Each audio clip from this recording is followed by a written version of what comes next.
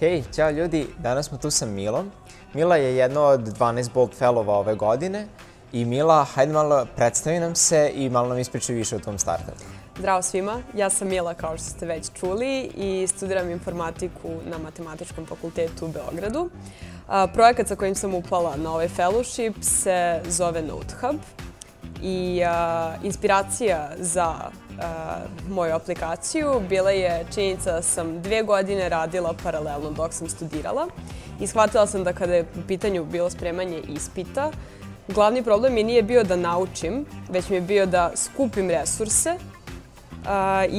i da krenem da učim iz njih, to je da odaberem idealne koji pokrivaju sve. I naime, situacija u kojoj sam upadala je bila da imam puno beležaka od raznih studenta, nešto pokriva jedan deo gradiva, nešto pokriva drugi i ja onda sedim i jednu nedelju dana prepisujem sve to i pravim svoje beleške. Svoje beleške koje će da sve to pokriju i onda krećem da učim.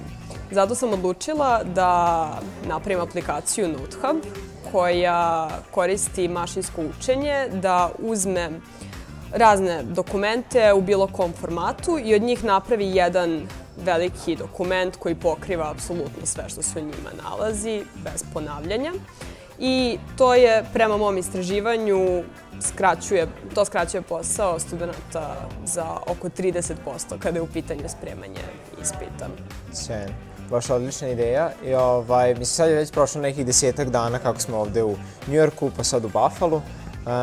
Kako je tvoje iskustvo za sada? Da li si zadovoljna? Šta si to nešto novo čula? Kako ti se sviđaju ova dva grada u kojima smo bili do sada? Da, dakle, počet ću od gradova. Zaista je potpuno drugačija kultura od one na koju sam ja navikla. Osjećam se kao da svaka osoba koju poznajem je veoma zainteresovana za to što ja radim. I ne samo to, već i želi i trudi se da mi pomogne da uspem u tome. Zaista se osjećam kao da svako ima svoje mesto pod suncem.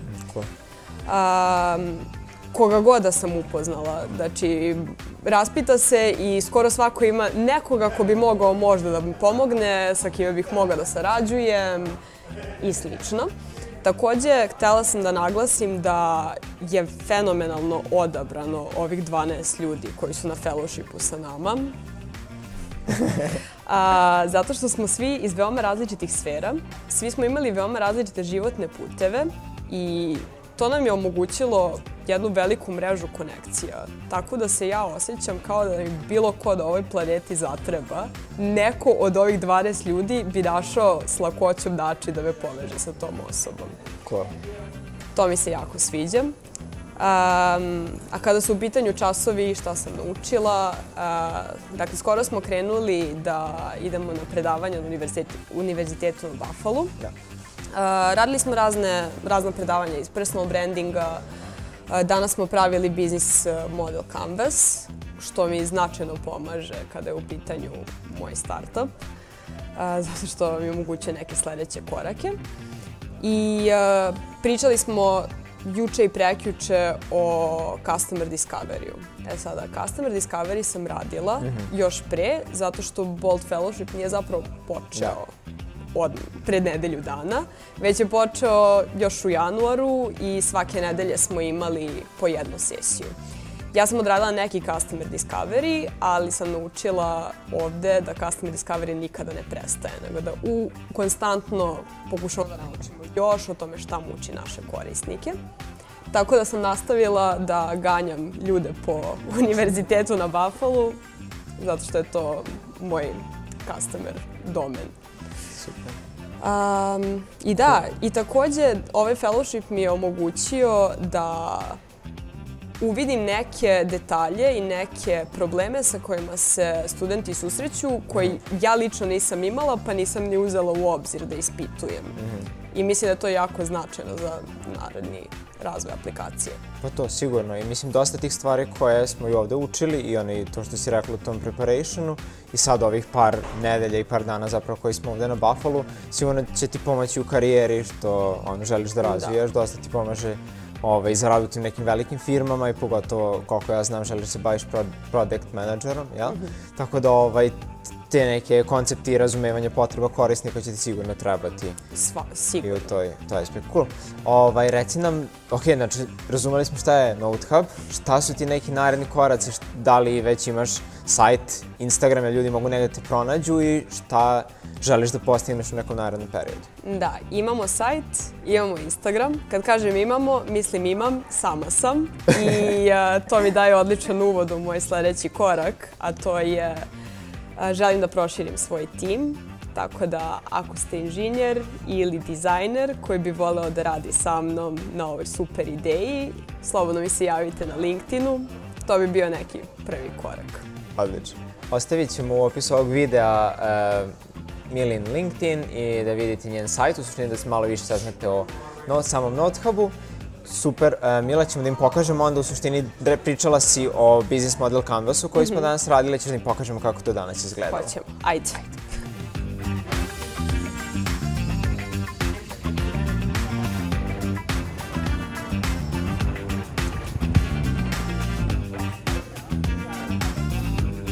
Hej ljudi, nalazimo se u jednom zajedničkom prostoru ovde na kampusu.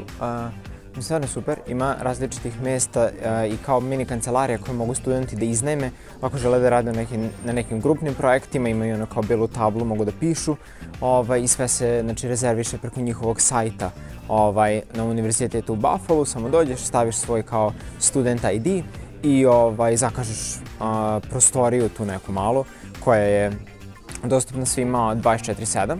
Tako da to je isto jedna jako super ideja po meni. Sad sam ovde i želim da vam pokažem predavanja koje smo danas imali. Danas je većina bila fokusirana na vežbanje i ako pratite ovaj serijal, većinom i već znate o čemu smo pričali do sada i možete i sami da odradite ovu vežbicu ako vam bude zanimljiva. Šta je bio cilj danas? Znači, dobili smo papir na kome je bio, kao Business Model Canvas, znači možete da odete na Strategizer i kucate na Business Model Canvas ili odete samo na Google, naći ćete neke slike, nije toliko bitno, imate te kategorije koje treba da popunite i vežba koju smo danas radili jeste da popunimo Business Model Canvas za Netflix. Na slučaju Netflixa, da postavimo sebi neka pitanja i da pokušamo da damo što tačnije odgovore. Posle smo dobili feedback same profesorke i danas profesor nije bio Bob, nije bio onaj čovjek od pre neki dan.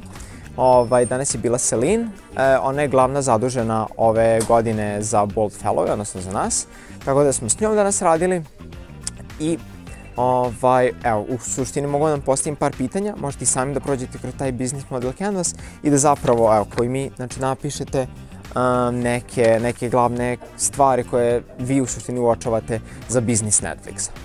Prvo je, koji su to ljudi koje je Netflix na početku želeo da targetuje, znači ko su bili rani usvajači Netflixa.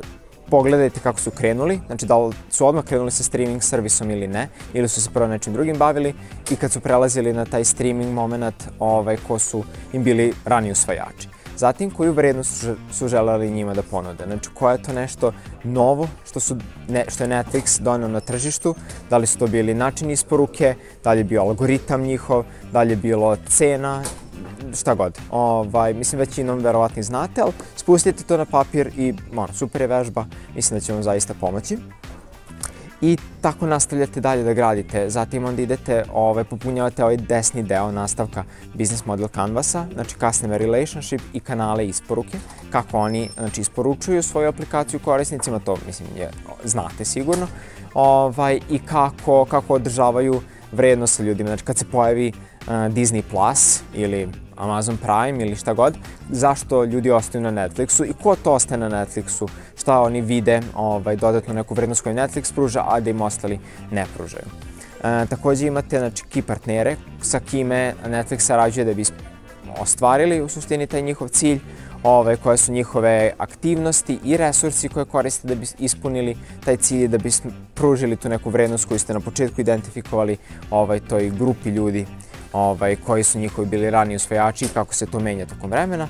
I na kraju da identifikujete na šta oni troše pare i kako prave novac, odnosno koji im je income source i da li preovladava taj njihov income i da li su uopšte profitabilni. To treba da istražite na internetu, da pronađete neke income statements i da vidite koje su neke u suštini finansijske projekcije i finansijske analize za sam Netflix. Eto, to je bila super vežbica. Posle toga smo išli na još jedan Selinin predavanje koje drži, gde smo sarađivali sa studentima ovde baš na univerzitetu u Buffalo, tako da to je prvi put da nije bilo baš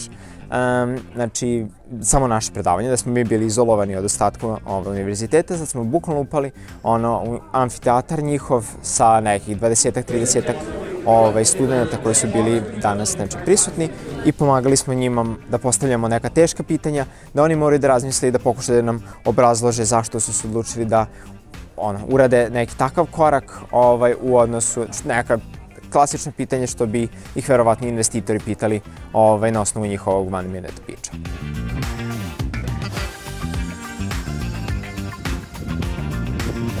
Toliko za danas, ljudi. Vidimo se u narednom videu. Ćao!